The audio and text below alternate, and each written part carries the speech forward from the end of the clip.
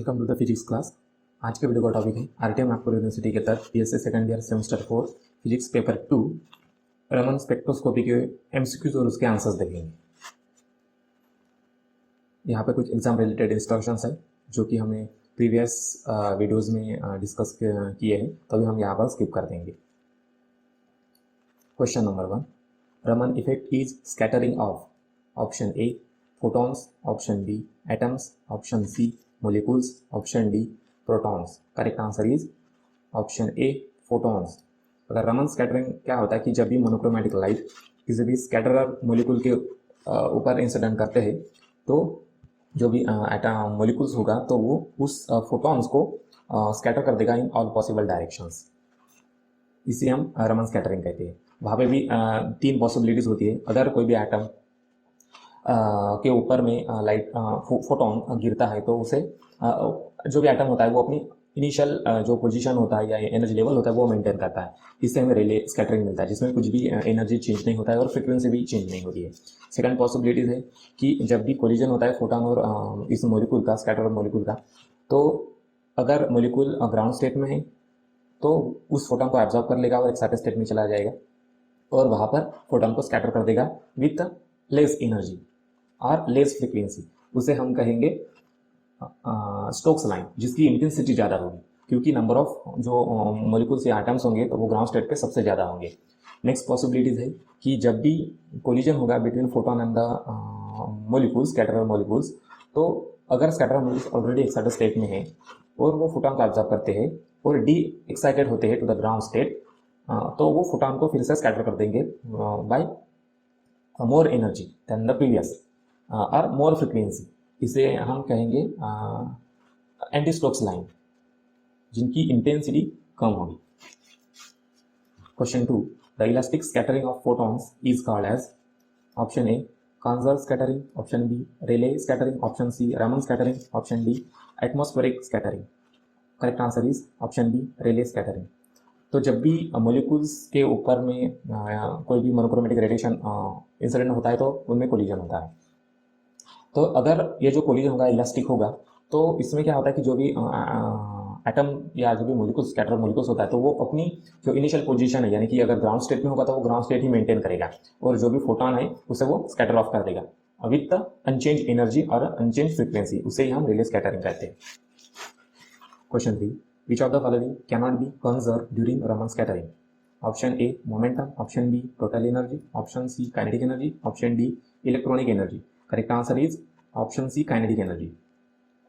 तो अगर इसमें तीन पॉसिबिलिटीज होती है जनरली रमन स्कैटरिंग में। जब भी फोटोन किसी भी मॉलिक्यूल को कोलाइड करता है तो अगर वहाँ पे इलास्टिक कोलिजन होता है तो इलास्टिक कोलिजन और इनइलास्टिक कोलिजन दोनों टाइप के कोलिजन होते हैं। तो अगर इलास्टिक कोलिजन होगा तो उसमें जो मोमेंटम होगा और एनर्जी होगी, टोटल एनर्जी, ये तो दोनों कंजर्व होते हैं in the both cases. But जो भी इनइलास्टिक कोलिजन होता है उसमें जो टोटल एनर्जी होती है वो कंजर्व नहीं होती, वो चेंज हो जाती है। Question 4, which of the following molecule shows Raman spectra but do not show IR spectra? IR spectra यानी infrared spectra. Option A nitrogen molecule, option B nitrogen oxide molecule, option C hydrochloride molecule, option D carbon monoxide molecule. Correct answer is nitrogen molecule. इसमें अगर हम देखेंगे कि जब भी IR spectra अगर हमें स्टडी करना होता है या इंफ्रारेड स्पेक्ट्रा अगर स्टडी करना होता है किसी भी मॉलिक्यूल का, तो फर्स्ट कंडीशन है कि उस मॉलिक्यूल में डाइपोल्स होना चाहिए। डाइपोल्स का मतलब होता है कि निगेटिव और पॉजिटिव पोलैरिटी। अगर हम यहाँ पे इस डायग्राम में ऑब्जर्व करेंगे तो यहाँ पर एक मॉलिक्यूल है जहाँ पर दो पोलैरिटी है, एक निगेटिव पोलैरिटी और पॉजिटिव पोलैरिटी। वैसे ही HCl में भी पोलैरिटी है, CO में भी पोलैरिटी है और NO में भी पोलैरिटी है। बजाय कि जो नाइट्रोजन जो गैस है या नाइट्रोजन का जो मॉलिक्यूल्स है N2, इसमें होमोन्यूक्लियर होने की वजह से वहाँ पे कोई भी पोलैरिटी मेंटेन नहीं होती है, इसी वजह से वो आईआर स्पेक्ट्रा नहीं दिखा पाता। लेकिन रमन स्पेक्ट्रा में क्या होता है कि डाइपोल की कोई कंडीशन नहीं होती है, वहाँ पे पोलराइजेबिलिटी चाहिए होती है, वो जो कि हम एक्सप्लेन करेंगे सामने। Question 5, in Raman spectroscopy the radiation lies in the option A X-ray region, option B UV region, option c infrared region, option d visible region. Correct answer is option d and option c. क्योंकि जो भी Raman spectroscopy में जो भी हम source of energy use करते हैं तो जनरली वो विजिबल रीजन में होता है और इंफ्रारेड रीजन में होता है, यानी कि दो रीजन हम जनरली यूज करते हैं यहाँ पर। अगर यहाँ पे आप देख पा रहे हो इस चार्ट में तो आपको दिखाई देगा कि जब भी हम रमन स्पेक्ट्रोस्कोपी में जनरली क्या होता है कि मॉलिक्यूलर वाइब्रेशंस होते हैं, और जो भी मॉलिक्यूलर वाइब्रेशंस होते हैं तो जनरली वो विजिबल और इंफ्रारेड से ही अफेक्टेड होते हैं। या question 6, Raman spectrum is said to consist of Stokes line when option A delta nu, nu यानी frequency greater than 0, option B delta nu is equal to 0, option C delta nu less than 0, option D does not depend on delta nu. Correct answer is option A delta nu greater than 0। तो जब भी scatter molecule photon के साथ में collide होता है तो वहां पर तीन पॉसिबिलिटीज होती है। एक तो इलास्टिक कोलिजन, इनइलास्टिक कोलिजन। तो जब भी मॉलिक्यूल फोटोन के साथ में कोलाइड होता है तो जो मॉलिक्यूल होता है वो अपनी पोजीशन मेंटेन करता है, और कोलिजन इलास्टिक कोलिजन होने की वजह से जो भी लाइट इंसिडेंट होते हैं उसे वैसे के वैसे ही विद सेम एनर्जी के साथ में स्कैटर कर देता है। इसलिए जो भी इनिशियल एनर्जी फोटोन की और फाइनल एनर्जी फोटोन की दोनों सेम होने की वजह से हमें जो भी चेंज मिलेगा that will be 0, delta nu is equal to 0, उसे हम रिलीज स्कैटरिंग कहेंगे। अगर सपोज मान लो कि मॉलिक्यूल और फोटोन के बीच में जो कोलिजन होगा वो इनइलास्टिक कोलिजन है और मॉलिक्यूल ग्राउंड स्टेट में है, ग्राउंड स्टेट में होने के बाद में वो उस फोटोन को एब्सॉर्ब करेगा तो वो एक्साइटेड हो जाएगा। एक्साइटेड होने के बाद में फोटोन को वो स्कैटर कर देगा विथ लेस एनर्जी। अब फाइनल एनर्जी है कम, इनिशियल एनर्जी थी ज़्यादा। अब जो भी चेंज होता है तो वो चेंज कैसे निकलती है, इनिशियल माइनस स्कैटर एनर्जी यानी कि फाइनल, तो we will get a positive number, यानी कि बड़े से हम छोटा को सब्सट्रैक्ट करेंगे तो हमें पॉजिटिव मिलेगी। एंटी स्टोक्स लाइन में क्या होता है कि जो भी मॉलिक्यूल्स होते हैं वो ऑलरेडी एक्साइटेड स्टेट में होते हैं और वहाँ पर फोटोन को एब्जॉर्ब कर लेते हैं और डी एक्साइट होते हैं to the ground state level, और वहाँ पर फोटोन को स्कैटर कर देते हैं विथ ग्रेटर एनर्जी और मोर एनर्जी। अब इनिशियल एनर्जी कितनी होती है उसकी कम है, और जो भी स्कैटर फोटोन है उसकी एनर्जी कितनी है ज़्यादा है। तो कम से ज़्यादा अगर माइनस करेंगे तो हमें निगेटिव मिलेगा। तो इसलिए जो भी डेल्टा न्यू होगा that will be less than 0 in case of anti-Stokes line. Question 7. Which of the following lines are most intense? Option A, Rayleigh scatter line. Option B, anti-Stokes line. Option C, Stokes line. Option D, all have same intensity. Correct answer is Rayleigh scatter line. अगर हम यहाँ पे देख पा रहे हैं कि जब भी फोटोन मॉलिक्यूल के साथ में कोलाइड होगा तो अगर वहाँ पे इलास्टिक कोलिजन होगा तो जो भी फोटोन है उसे स्कैटर ऑफ कर देते हैं स्कैटर ऑफ कर देते हैं विद अनचेंज एनर्जी, यानी कि जितनी भी एनर्जी इनिशियल होगी उतनी फाइनल एनर्जी होगी।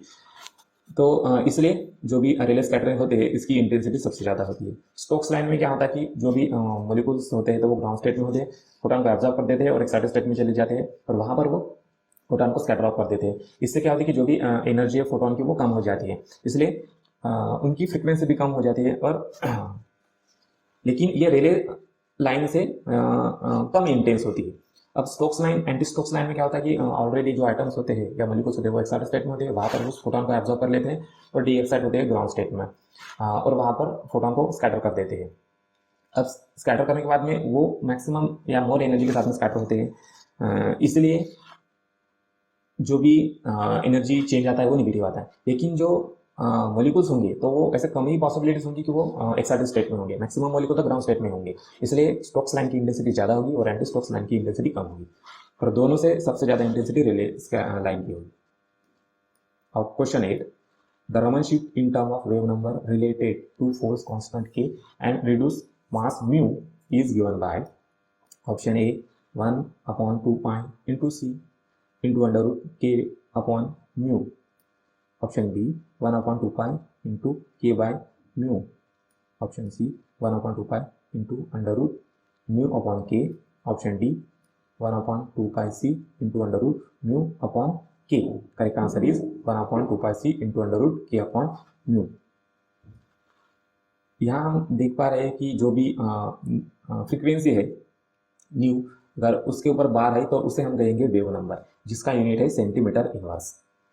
तो उसका फार्मूला जैसे कि हमने यहाँ पर फाइंड आउट कर लिया है 1/2 पाई सी, और न्यू बार का मतलब होता है वेव नंबर जो कि 1/λ होता है। Question 9, for a particular vibrational mode to appear in the Riemann spectrum, what must change? Option A, frequency of radiation. Option B, intensity of radiation. Option C, molecules shape. Option D, molecules polarizability. अब correct answer is option D, molecules polarisability.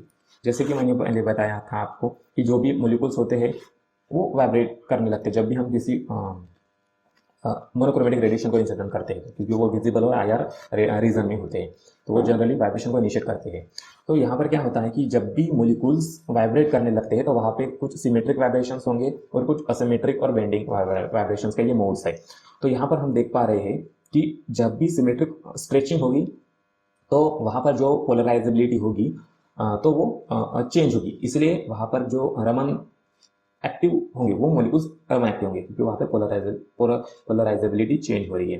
Polarisability का मतलब होता है कि ये जो electron का जो क्लाउड होगा तो वो टेम्पररी मूवमेंट होगा उस क्लाउड का relative to the modes number of vibrations, यानी कि वाइब्रेशंस कैसे होती है उसके हिसाब से जो इलेक्ट्रॉन का जो क्लाउड होगा वो टेम्पररी चेंज होगा, उसे हम पोलराइजेबिलिटी कहते हैं।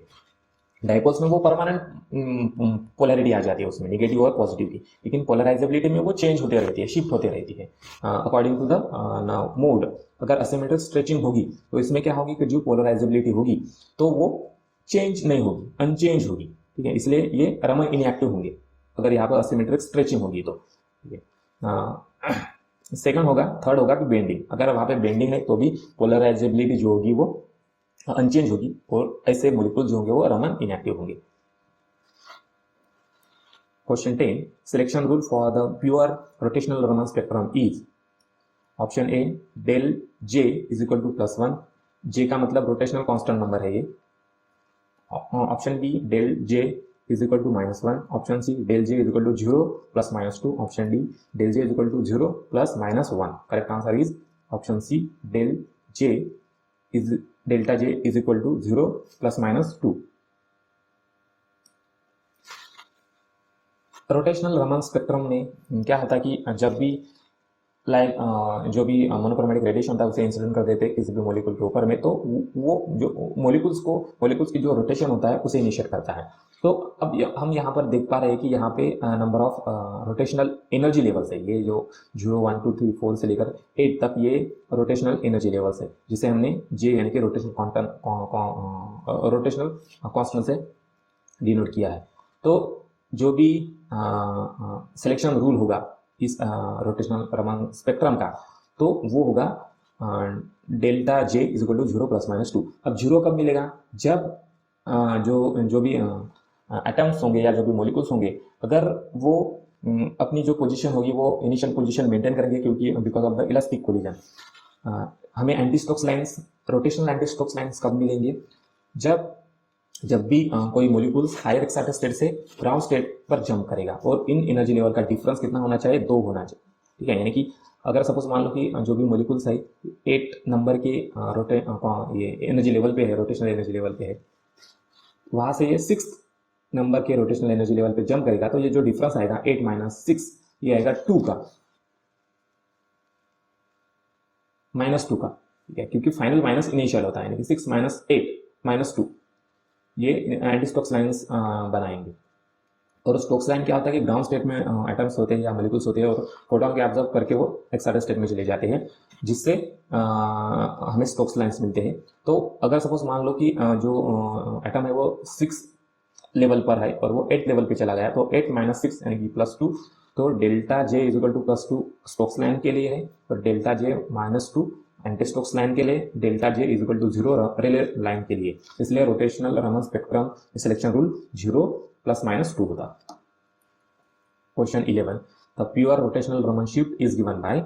Option a 4b × j + 3/2, option b 2b × j + 3/2, option C 3b × j + 3/2, option D b × j + 3/2। Correct answer is option a 4b × j + 3/2।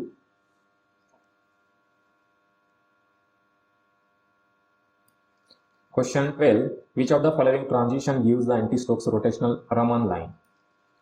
Option A, J transition J + 2, option B J transition J + 1, option C J+2 से transition होगा J, option d J+1 से transition होगा J। Correct answer is option c J+2 से J में। जैसे कि हमें पता है कि जो भी एंटी स्टोक्स लाइंस होते हैं वो किसी भी जो भी एटम्स होते हैं या मॉलिक्यूल्स होते हैं तो वो हायर एक्साइटेड स्टेट्स में होते हैं जनरली, तो फोटोन को एब्जॉर्ब कर लेते हैं और डे एक्साइट होते हैं ग्राउंड स्टेट लेवल पर। इसे हम एंटी स्टोक्स लाइंस कहते हैं। और ये जो एनर्जी डिफरेंस होता है रोटेशनल रमन स्पेक्ट्रम में, तो ये दो का होता है, यानी कि 2 एनर्जी लेवल का डिफरेंस होता है। इसलिए रमन एंटी स्टोक्स का जो ये है ट्रांजिशन है, तो ये J+2 से J, यानी कि हायर एनर्जी से लोअर एनर्जी में आते। Question 13, which of the following transition gives the Stokes rotational Raman line? Option a J transition J+2, option b J का ट्रांजिशन होगा J+1, ऑप्शन सी J+2 का ट्रांजिशन J के, option d J+1 का transition J। Correct answer is option a J का transition होगा J+2 में। जैसे कि हम यहाँ पर देख पा रहे हैं फिर से, जो भी स्टोक्स लाइंस हमें कहाँ से मिलते हैं, जब भी मॉलिक्यूल्स या एटम्स ग्राउंड स्टेट में होते हैं इनिशियली, फोटोन को एब्जॉर्ब कर लेते हैं, इसमें इनइलास्टिक कोलिजन होता है तो एक्साइट हो जाते हैं। जो भी मॉलिक्यूल्स होते हैं ग्राउंड स्टेट से एक्साइटेड लेवल पे जंप करते हैं और वहां पर फोटोन को स्कैटर कर देते हैं विद लेस एनर्जी। ठीक है, तो उससे हमें स्टोक्स लाइंस मिलते हैं। तो जो भी ये ट्रांजिशन होता है स्टोक्स लाइन में, तो ये ग्राउंड स्टेट से हायर एक्साइटेड स्टेट में होता है, इसलिए जो भी ऑप्शन होगा हमारा वो होगा J से J+2। Question 14, in rotational Raman spectra what is the selection rule for Rayleigh line? Option A delta J is equal to 1, option B delta J is equal to -1, option C delta J is equal to 2, option D delta J is equal to 0। Correct answer is option D delta J is equal to 0। क्योंकि रेले line में क्या होता है कि जो भी atoms होते हैं तो वो अपनी उसमें एटम और फोटोन के बीच में जो कोलिजन होता है वो इलास्टिक कोलिजन होता है। तो इससे जब भी एटम एब्जॉर्ब कर लेता है तो वो उसे उसी पोजीशन में स्कैटर ऑफ कर देता है, इसलिए उसमें जो फोटोन की एनर्जी होती है और फ्रीक्वेंसी होती है उसमें कोई भी चेंज नहीं आता। Question 15, the various energy level of a pure rotational Raman spectrum is given by? Option a 2b 6b 12b, option b 0 2b 6b 12b, option c 2b 4b 6b, option d 6b 10b 14b। b is the constant. Correct answer is option d 6b 10b 14b। अब फिर से हम rotational spectrum देखेंगे यहाँ पर, तो हमें सबसे पहले तो रेले लाइन मिलेगी सेंटर में जिसकी इंटरसेप्ट सबसे ज्यादा होगी, जिसका selection rule delta J equal to 0 होगा। उसके राइट हैंड साइड पे एंटी स्टोक्स लाइंस होंगे जिसका जो सिलेक्शन रूल होगा डेल्टा J इक्वल टू -2 होगा। और ये एंटी स्टोक्स लाइंस हमेशा जो भी molecules ground higher excited state से ग्राउंड स्टेट में जब भी ट्रांजिशन करते हैं या जंप करते हैं तब भी मिलता है। तो हम यहाँ पर देख पा रहे हैं कि वो राइट हैंड साइड पे है रेले लाइन के, और इनका जो डिफरेंस या जो डिस्टेंस है वो 6b है। ठीक है, 6b है। उसके बाद में जो सेकंड लाइन आ रही है एंटी स्टोक्स लाइंस, उसका डिस्टेंस है 4b, यानी कि 6 और 4 कितने हुए 10। तो फर्स्ट हमारा डिस्टेंस होगा 6b, सेकंड होगा 10, और 10 के बाद में फिर से तो थर्ड एंटी स्टोक्स लाइन है वो 4b डिस्टेंस पर है, यानी कि 10 और 4 कितने हुए 14b।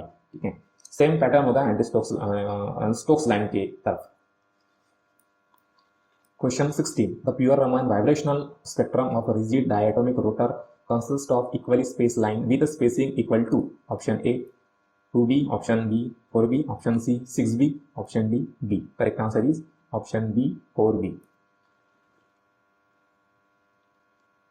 यहाँ पर अगर हम रोटेशनल रमन स्पेक्ट्रम को देखेंगे तो फिर से जैसे कि मैंने पहले बताया यहाँ पर आपको कि जो भी रेले लाइन होती है उसके राइट हैंड साइड और लेफ्ट हैंड साइड में जो भी स्टोक्स लाइंस होंगे तो वो सबसे पहले तो 6b से दूर होंगे, यानी कि डिफरेंस होगा। उसके बाद में जो भी स्टोक्स लाइंस और एंटी स्टोक्स लाइंस होंगे तो वो 4b के साथ में स्पेसिंग होंगी उसमें। This the again constant. Question 17, selection rule for the pure vibrational Raman spectrum is option A delta nu is equal to 0 plus minus 1, option B delta nu is equal to 0, option C delta nu is equal to 0 plus minus 2, option D delta nu is equal to plus minus 1. Correct answer is option D delta nu is equal to plus minus 1. अब यहाँ पर हम Raman vibrational spectrum देखेंगे जो कि vibration molecule के vibration की वजह से आता है। तो यहाँ पर हम देख पा रहे हैं कि यहाँ पर कुछ वाइब्रेशनल एनर्जी लेवल्स है। ठीक है, तो जो भी रेले स्कैटरिंग होगी तो यहाँ पर देखो कि जो भी एटम होगा initially zero energy vibrational level पर है। जब भी वो एटम जो कि ग्राउंड स्टेट पे है फोटोन को एब्जॉर्ब करेंगे तो उसमें इलास्टिक कोलिजन होगा। इलास्टिक कोलिजन होने के वजह से जो भी एटम्स है उसे वो वही से यानी कि ग्राउंड स्टेट लेवल से ही स्कैटर कर देंगे विद अनचेंज एनर्जी। उसके बाद में जो भी अगर सपोज मान लो कि एटम्स है ग्राउंड स्टेट लेवल पे फोटोन को एब्जॉर्ब कर लेते हैं तो उनमें इनइलास्टिक कोलिजन होगा। तो जो भी एटम्स है एक्साइटेड हो जाएंगे यानी कि 0 से 1 एनर्जी लेवल पे चले जाएंगे और वहां से उस फोटोन को स्कैटर कर देंगे विथ लेस एनर्जी। देखो यार 0 से 1 की तरफ ट्रांजिशन हो, 0 से 1 की तरफ, तो जो भी डिफरेंस है वो आ रहा है +1। नेक्स्ट अगर सपोज मान लो कि एटम ऑलरेडी एक्साइटेड स्टेट में है, वहां पर फोटोन के साथ में इनइलास्टिक कोलिजन होता है तो वो डी एक्साइट हो जाएगा, ग्राउंड स्टेट लेवल पर जंप करेगा, हायर एक्साइटेड स्टेट से ग्राउंड स्टेट लेवल पर जंप करेगा और वहां पे फोटोन को स्कैटर कर देगा विथ मोर एनर्जी। तो यहाँ पर एंटी स्टोक्स लाइन में क्या हो रहा है कि इनिशियली जो आपका एटम है वो एक्साइटेड स्टेट में है और जंप किया उसने ग्राउंड स्टेट लेवल पर। तो जो भी सिलेक्शन रूल होगा delta nu equal to -1। Selection rule कैसे निकालते हैं हम? फाइनल माइनस इनिशियल, फाइनल क्या है 0, इनिशियल है 1, तो 0 - 1 -1। इसलिए जो भी हमारा सिलेक्शन रूल होगा टोटल वाइब्रेशनल रमन स्पेक्ट्रम के लिए तो वो होगा delta nu equal to +-1। Question 18, which of the following transition gives the anti Stokes vibrational Raman line? Option A nu is equal to 1 to nu is equal to 2, option B nu is equal to 1 to nu is equal to 0, option C nu is equal to 0 to nu is equal to 1, option D nu is equal to 2 to nu is equal to 1। Correct answer is option B nu is equal to 1 to nu is equal to 0। जैसे कि हमने पहले बताया है यहाँ पर कि जो भी चेंज होगा वो हम कैसे निकालते हैं? Final minus initial. तो हम यहाँ पर देख पा रहे हैं कि जो भी एंटी स्टोक्स लाइन होते हैं तो वो जनरली वो कैसे निकलते हैं कि अगर एटम या molecule already excited energy level पे होगा और वहां पर वो फोटोन के साथ में इनइलास्टिक कोलिजन करेगा तो वो डी एक्साइट हो जाएगा, ग्राउंड स्टेट पे जंप करेगा यानी कि हायर से लोअर एनर्जी लेवल पर जंप करेगा और वहां पे फोटोन को स्कैटर कर देगा विथ मोर एनर्जी। तो यहाँ पे जो भी ट्रांजिशन होगा एंटी स्टोक्स लाइन के लिए तो वो होगा हायर एनर्जी लेवल से लोअर एनर्जी लेवल पर। Question 19, which of the following transition gives the Stokes vibrational Raman line? Option A, nu is equal to 1 to nu is equal to 2, option B nu is equal to 1 to nu is equal to 0, option C nu is equal to 0 to nu is equal to 1, option D nu is equal to 2 to nu is equal to 1। Correct answer is option C nu is equal to 0 to nu is equal to 1। अब फिर से जो भी Stokes Raman line होंगे वहां पे क्या होगा कि अगर सपोज मान लो कि एटम और मॉलिक्यूल ग्राउंड स्टेट में है, फोटोन के साथ में कोलाइड करते हैं इनइलास्टिकली तो वो ग्राउंड स्टेट से एक्साइटेड स्टेट में चले जाएंगे यानी कि लो लेवल से हायर लेवल पे चले जाएंगे यानी कि 0 से 1 पे चले जाएंगे और वहां पर फोटोन को स्कैटर कर देंगे with less energy. Question 20, selection rule for the vibrational rotational Raman spectra is? Option A delta nu is equal to +-2 and delta J is equal to 0 +-1, option B delta nu is equal to 0 and delta J is equal to 0 +-2, option C delta nu is equal to +-1 and delta J is equal to 0 +-2, option D delta nu is equal to +-1 delta J is equal to 0 +-1। यहाँ पर जो new है तो वो vibrational energy levels है और यहाँ पर जो जे है वो रोटेशनल एनर्जी लेवल्स है। तो जैसे कि हमने पहले यहाँ पर देख लिया है कि जो भी आंसर्स होगा वो करेक्ट ऑप्शन होगा option C delta nu is equal to +-1 and delta J is equal to 0 +-2। कि जैसे हमने रोटेशनल लेवल में देखा कि जो भी एनर्जी का जो ट्रांजिशन होगा चाहे वो स्टोक्स लाइन हो या फिर एंटी स्टोक्स लाइन हो या फिर रेले लाइन हो, तो यहाँ पर जो भी चेंज होगा वो 2 एनर्जी का होगा यानी कि जो भी एनर्जी का ट्रांजिशन होगा एटम्स का फ्रॉम ग्राउंड से हायर एनर्जी लेवल पे तो वो डायरेक्टली 2 एनर्जी लेवल पे जंप करेंगे यानी कि एक को छोड़ के दूसरे एनर्जी लेवल पे जंप करेंगे। और रेले लाइन के लिए क्या होगा 0 ट्रांजिशन। उसी तरह से जो भी वाइब्रेशनल लेवल्स होंगे तो स्टोक्स और एंटी स्टोक्स लाइन के लिए जो कंडीशन होगी तो वो एक की होगी यानी कि हायर एनर्जी लेवल से ग्राउंड पे जंप करेंगे फॉर एंटी स्टोक्स लाइन और स्टोक्स लाइन में लोअर एनर्जी लेवल से हायर एनर्जी लेवल पे जंप करेंगे। यहाँ पर रेले लाइन नहीं होगी। Question 21, selection rule for the Q branch, S branch and O branch vibrational rotational Raman spectra respectively are? Option A delta J is equal to 0 +2 -2, option B delta J is equal to 0 -2 +2, option C delta J is equal to +2 0 -2, option D delta J is equal to -2 0 plus 2. Correct answer is option A delta J is equal to 0 plus 2 minus 2. यहाँ पर vibrational और rotational combined spectra दिया गया है जो कि vibrational molecule के vibration की वजह से और रोटेशनल की वजह से आता है. तो यहाँ पर हम देख पा रहे हैं कि जो भी जो भी यहाँ पे चेंज आ रहा है यानी कि rotational quantum number delta J is equal to अगर प्लस 2 होगा तो उसे हम एस ब्रांच कहेंगे. उन सभी लाइंस को जिनका transition delta J is equal two plus 2 होगा उन सभी लाइन के ब्रांच को एस ब्रांच कहेंगे. अगर सपोज मान लो कि जो भी ट्रांजिशन होगा लाइंस का वो delta J is equal to 0 होगा तो उसे हम क्यू ब्रांच कहेंगे. अगर डेल्टा जे यानी कि ट्रांजिशन ऑफ एटम्स अगर -2 होगा तो उन सभी लाइंस को हम क्या कहेंगे ओ ब्रांच कहेंगे. Question 22. The moment of inertia of two isotopic molecules 12 CO और 11 CO are related to the reduced masses according to the formula. Option A, I1 upon I2 is equal to under root mu1 upon under root mu1. Option B, I1 upon I2 is equal to mu1 upon mu2. Option C, I1 upon I2 is equal to mu2 upon mu1. Option D, none of above. Correct answer is option B, I1 upon I2 is equal to mu1 upon mu2.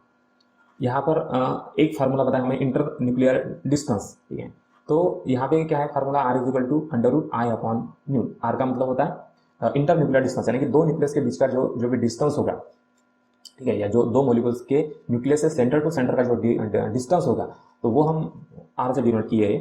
और I का मतलब होगा moment of inertia और mu का मतलब है reduce mass. तो यहाँ से हम रिलेशन लगा रहे हैं कि जो भी मोमेंट ऑफ इनर्शिया होगा वो डायरेक्टली प्रोपोर्शनल है म्यू से, इसलिए हमारा correct answer is option B. Question 23. Which of the following isotope has a magnetic spin? Option A 14N, option B 12C, option C 31P, option D 16O. तो ये कुछ isotopes है, तो यहाँ से करेक्ट आंसर होगा ऑप्शन सी 31P. यहाँ पे जो एटॉमिक मासेस है, तो अगर एटॉमिक मासेस इवन है तो जो भी स्पिन होगा तो मैग्नेटिक स्पिन नहीं होगा उस न्यूक्लियस को या उस एटम को. ठीक है, तो मैग्नेटिक स्पिन होने के लिए जनरली जो भी कंडीशन चाहिए होती है तो उसमें क्या होगा कि जो भी प्रोटॉन और नंबर ऑफ न्यूट्रॉन की जो नंबर है प्रोटॉन प्लस न्यूट्रॉन, तो ये कैसे होना चाहिए? ऑड होना चाहिए. अगर ऑड होंगे तो उसमें मैग्नेटिक स्पिन होगा. जैसे मैग्नेटिक स्पिन चेंज होगी तो इनकी उस न्यूक्लियस की एनर्जी भी चेंज होगी. Correct. Question 24. Which of the following isotope is NMR inactive? NMR spectroscopy है. Option A 1H, option B 13C, option C 31P, option D 16O. Correct answer is option D 16O. तो generally NMR जो spectroscopy होगी, अगर NMR spectroscopy करना है किसी भी molecules की या किसी भी एटम की, तो सबसे पहले फर्स्ट कंडीशन क्या होनी चाहिए इसमें कि जो भी आइसोटोप होगा तो उसमें मैग्नेटिक स्पिन होना चाहिए, ताकि हम क्या करेंगे कि जो भी न्यूक्लियस है उसे एक्सटर्नल मैग्नेटिक फील्ड में रखेंगे. एक्सटर्नल मैग्नेटिक फील्ड में रखेंगे तो क्या होगा कि उसकी जो मैग्नेटिक स्पिन होगी तो वो इन्फ्लुएंस होगी, वो अफेक्ट होगी because of the external magnetic field. और हम क्या करेंगे इसमें NMR स्पेक्ट्रोस्कोपी में रेडियो फ्रिक्वेंसी चेंज करते जाएंगे ताकि उस न्यूक्लियस की जो फ्रिक्वेंसी होगी तो उसके साथ में हम रिजॉल्व कर सके या हमें रिजोल्यूशन मिलेगा. तो उस जो भी रिजोल्यूशन मिलेगा, रेजोनेंस मिलेगा, सॉरी, जो भी रेजोनेंस मिलेगा तो उस रेजोनेंस सिग्नल को हम फिर से स्टडी करेंगे, जिससे हमें किसी भी न्यूक्लियस के magnetic field, local magnetic field और उसकी जो भी सराउंडिंग मॉलिक्यूल एनवायरनमेंट होगा वो हमें पता चलेगा. NMR स्पेक्ट्रोस्कोपी से, न्यूक्लियर मैग्नेटिक रेजोनेंस स्पेक्ट्रोस्कोपी से कहते हैं. Question 25. Which of the following is a spectroscopic technique used to observe local magnetic field around the atomic nucleus? Option A optical spectroscopy, option B atomic spectroscopy, option C mass spectroscopy, option D NMR spectroscopy. Correct answer is option D NMR spectroscopy. अब NMR spectroscopy में क्या होता है कि ऐसे molecules लेंगे या ऐसे एटम्स लेंगे जिनमें मैग्नेटिक स्पिन होगा. अब मैग्नेटिक स्पिन होने के लिए क्या होना चाहिए कि जो भी मास नंबर होगा किसी भी आइसोटोप का तो वो इवन नहीं होना चाहिए, वो ऑड होना चाहिए, ताकि यानी कि प्रोटॉन और न्यूट्रॉन की जो सम है वो ऑड होनी चाहिए कम से कम. इससे क्या होगा, जो भी टोटल ओवरऑल मैग्नेटिक स्पिन होगा तो वो मेंटेन रहेगा. तो उस मैग्नेट उस एटम को या उस न्यूक्लियाई को हम एक्सटर्नल मैग्नेटिक फील्ड में रखेंगे। इससे क्या होगा कि उस एटम या उस न्यूक्लियस की स्पिन इफेक्ट होगी because of the external magnetic field, और हम अब रेडियो फ्रिक्वेंसी प्रोवाइड करेंगे और रेडियो फ्रिक्वेंसी चेंज करते जाएंगे ताकि उस न्यूक्लियस की जो नेचुरल फ्रिक्वेंसी होगी, उस मैग्नेटिक उस स्पिन की जो भी नेचुरल फ्रिक्वेंसी होगी उससे हम उस पर हमें रेजोनेंस मिलेगा। हम चेंज करते जाएंगे रेडियो फ्रिक्वेंसी तो हमें रेजोनेंस मिलेगा, और उस रेजोनेंस फ्रिक्वेंसी को फर्दर स्टडी करके उस पर्टिकुलर एटम का और या फिर न्यूक्लियस का जो भी लोकल मैग्नेटिक फील्ड है वो स्टडी कर पाएंगे, या उस एटम के सराउंडिंग में जो भी कंपोजिशन होगा, एटॉमिक कंपोजिशन होगा, तो उसे भी हम स्टडी कर सकते हैं। Question 26, with the exciting line 4358 angstrom unit, a sample gives Stokes line at 4458 angstrom unit. Express this Stokes line in a wave number. Option A 3243 centimeter inverse. Option B 4243 centimeter inverse. Option C 2243 centimeter inverse. Option D 5243 centimeter inverse. Correct answer is option C 2243 centimeter inverse. अब यहाँ पर जो भी wave number होगा, wave number हमेशा new उसके ऊपर बार यानी कि एरो से डिनोट किया जाता है, जिसका यूनिट है सेंटीमीटर इनवर्स, और इसे कैलकुलेट करने का फॉर्मूला है 1/λ। लैम्डा का मतलब वेवलेंथ जो कि सेंटीमीटर या मीटर में होता है। ठीक है, तो हम यहाँ पर एक रिलेशन लगाएंगे, conversion relation, unit conversion. 1 angstrom unit का मतलब होता है 10⁻⁻⁸ सेंटीमीटर इनवर्स। अब जो भी एक्साइटिंग लाइन है हमारी, तो उसकी जो वेव नंबर निकालना है तो कैसे निकालेंगे, 1/λ एक्साइटिंग लाइन। ठीक है, तो उसकी जो वेवलेंथ होगी एक्साइटिंग लाइन की वो है 4358, तो 1/4358 इंटू 10⁸, इससे सॉल्व करेंगे तो हमें मिलेगा 2299 सेंटीमीटर इनवर्स। फिर से जो रमन लाइन है उसकी भी हम वेव नंबर निकालेंगे, उसका फार्मूला है 1/λ ऑफ रमन लाइन। तो रमन लाइन का वेवलेंथ है 4458, तो 1/4458 इंटू 10⁻⁸, इसे सॉल्व करेंगे तो हमें जो भी रमन लाइन का जो वेव नंबर होगा वो मिलेगा 2243 centimetre inverse. Question 27.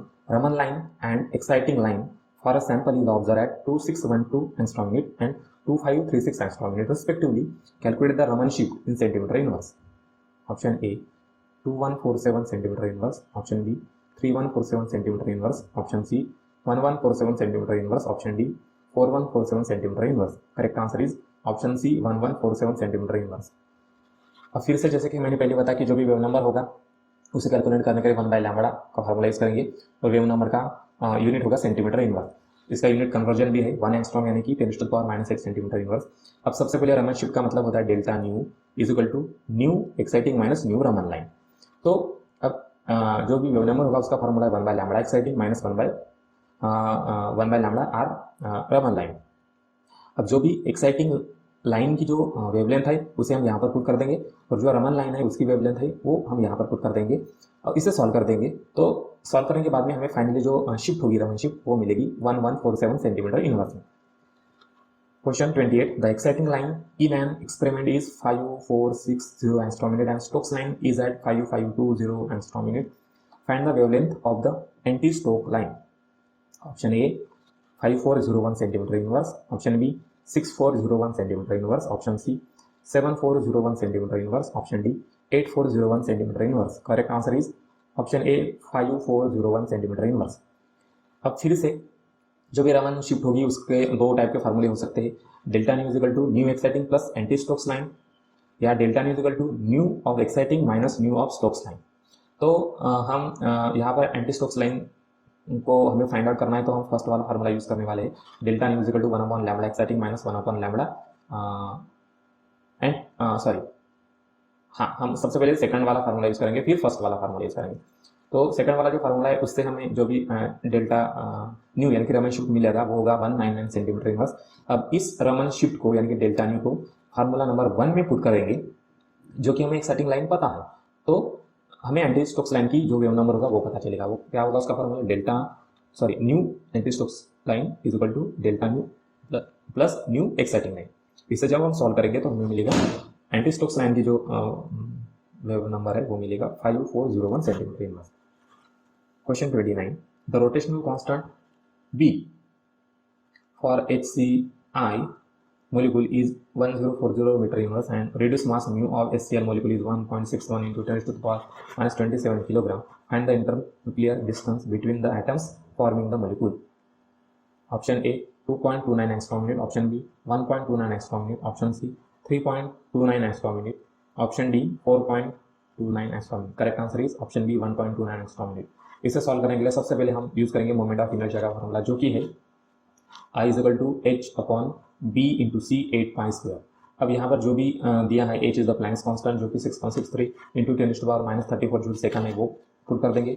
b rotational constant वो दिया गया है हमें, विच इज 1040। उसके बाद में c यानी कि speed of light 3 into 10⁸ meter per second. 8 का मतलब होता है 8 एज इट इज, और पाई 3.14 उसका स्क्वायर। इसे सॉल्व कर देंगे तो हमें मोमेंट ऑफ इनर्शिया मिलेगा, which is 2.7 into 10⁻⁻47 kilogram meter square. अब इंटरन्यूक्लियर डिस्टेंस का फार्मूला हम यूज़ करेंगे, r is equal to √I upon mu. यहाँ पर जो भी I मिला है वो फाइंड करेंगे, और जो भी रिड्यूस मास है जो कि दिया गया है वो वाला भी पुट करेंगे, और इसे सॉल्व करेंगे तो हमें फाइनली इंटरन्यूक्लियर डिस्टेंस मिलेगा 1.29 इंटू 10⁻⁻10 मीटर। 1 एंगस्ट्रॉम का मतलब होता है 10⁻⁻10 मीटर, इसलिए 1.29 एंगस्ट्रॉम यूनिट इसका फाइनल आंसर होगा। यहाँ पे कुछ नोट्स है। अब अगर सपोज मान लो यहाँ पर कि अगर किसी न्यूमेरिकल में वेवलेंथ दी गई है और वेव नंबर फाइंड आउट करना है, तो वेव नंबर फाइंड आउट करने के लिए फार्मूला है 1/λ। इसमें कन्वर्जन है unit conversion, 1 angstrom unit is equal to 10⁻⁸ centimeter inverse, और उसके बाद में हम इसका जो वेव नंबर है वो इस फार्मूले से फाइंड आउट कर देंगे। अगर सपोज मान लो कि न्यूमेरिकल में एक्साइटिंग लाइन और स्टोक्स लाइन की वेवलेंथ दी गई है, एंटी स्टोक्स लाइन या रमन शिफ्ट आपको निकालना होगा, तो इसके लिए सबसे पहले हम रमन शिफ्ट दो टाइप से हम निकाल सकते हैं। Delta nu is equal to, first formula delta nu is equal to nu exciting plus nu anti Stokes line. Second formula delta nu is equal to nu exciting minus nu Stokes line. अब सबसे पहले first वाला second वाला formula use करके हम delta nu यानी कि Raman shift निकाल लेंगे। उसके बाद में इसे हम फार्मूला नंबर 1 में पुट कर देंगे तो हमें एंटी स्टोक्स लाइन मिल जाएंगे।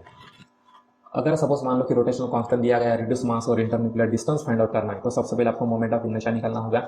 उसके बाद में इंटरन्यूक्लियर डिस्टेंस का जो फार्मूला है r is equal to √I upon mu, इसके ऊपर इसमें इस फार्मूले में पुट कर देना होगा और इसे सॉल्व करना होगा। Thank you.